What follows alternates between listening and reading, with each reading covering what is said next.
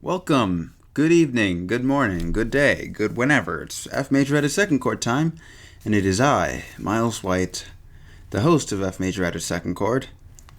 This week's New York Times Magazine, I read the New York Times Magazine. It has an article about aliens. I think it's about aliens. I haven't actually read the article yet. I just read the cover, and I got the impression it was about aliens. Also, I read The Ethicist this week. I've already read The Ethicist. It takes me about a week to get through the Sunday New York Times because it's massive. And also because the recycling doesn't come until Friday, so it's not like I'm in a rush. But yes, it was about aliens and about how scientists are trying to come into contact with aliens as they do. And, I don't know. I think aliens are cool. I think they exist. They almost certainly, because obviously the universe is too big and too old, it seems to me, for there to be just one planet with life on it. So I think, yes, there's probably an alien planet out there full of alien beings. And I wonder, somehow I doubt that they're like us. You know, because you see aliens on TV, and they're like big, skinny, hairless humanoids. And sometimes they have like a third arm or something. And usually they have pale, slimy skin because that's in vogue these days or something. But like, I don't know. Maybe they're like circles. Maybe there's these spherical beings that just roll around with, like, cilia, like these tiny, like tentacle things just pushed along the ground so they can move. I don't know. I think that would be cool if that's what aliens were like.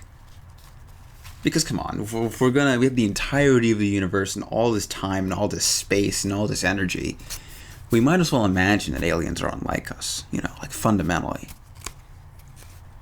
It would be freaky though if, we just sent out, signals into space and we found an alien civilization that was exactly like us. Like, they looked more or less like us, and they had more or less the same, technological and religious and social trajectory. That would be weird. Because, a lot of people value the uniqueness of humanity. And that's part of the, appeal against aliens, that, we're special.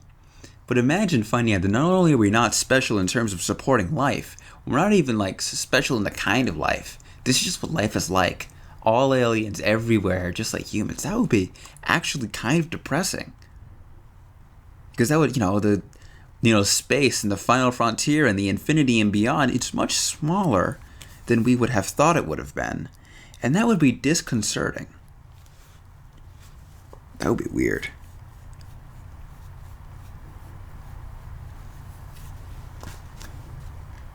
This wasn't a tangent I was expecting to take.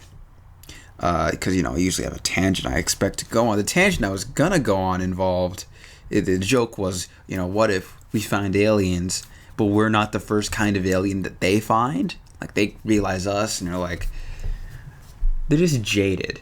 Can you imagine how weird that would be? A different kind of weird, but we'll be freaking out because we would have discovered for the first time sign of life on other planets. And then, Xargloid, the alien on, planet 37B24A, it'd be like, let's see, featherless bipeds. Yep, that's featherless biped planet number 37, I think. Yeah, like, whatever. They smell funny. Can you imagine the disconnect there? And they wouldn't even try to be like, take us to your leader, because they would just look at us and was like, yeah, they're probably not down to like the one world government thing yet. They're probably weird and hostile. They're freaking out. They're not really worth our time, There's so many alien planets out there. They're not really worth our time. We'd be like, there are other planets out there? There are enough alien planets with alien life that you, who have the technology, can't even be bothered with. That would, okay. At the one time, that would be kind of humbling, and on the other hand, kind of cool.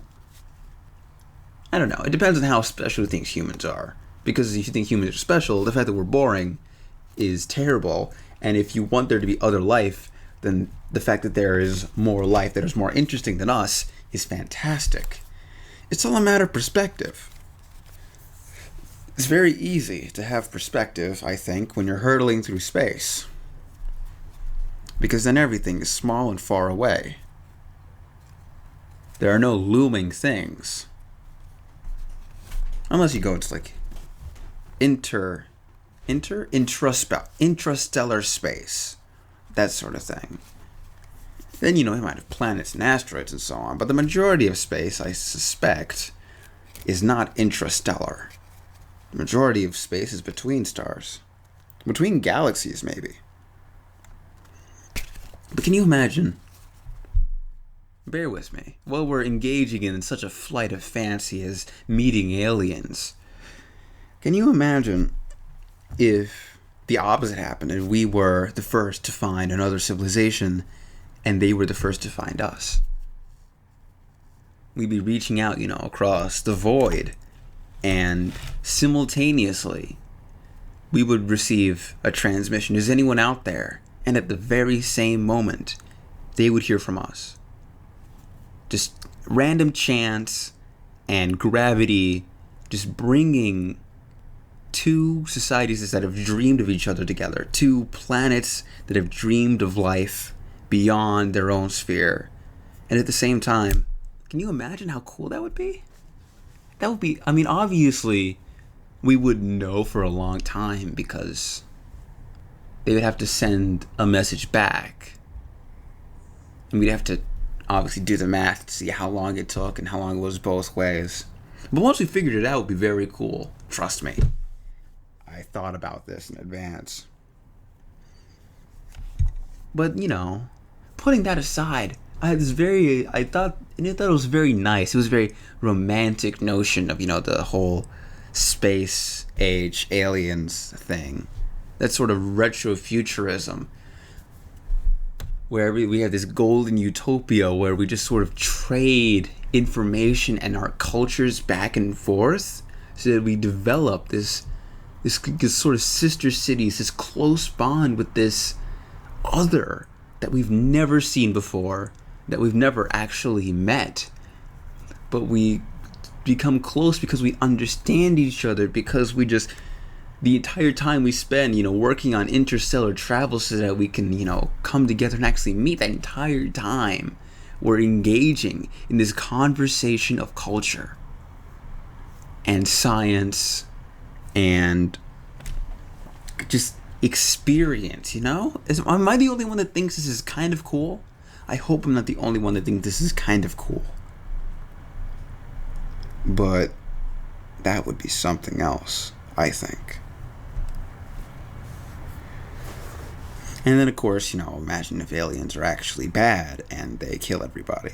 That would suck. But let us dwell not so long on such unpleasant things as that. There's plenty of other, sci-fi writers who will gladly spend, however long imagining a world where aliens are utterly hostile to us. That, of course. We don't need to dwell on that anymore.